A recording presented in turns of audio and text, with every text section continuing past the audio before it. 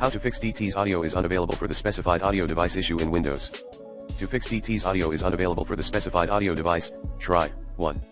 Make the best of Google to keep your audio driver most up to date. 2.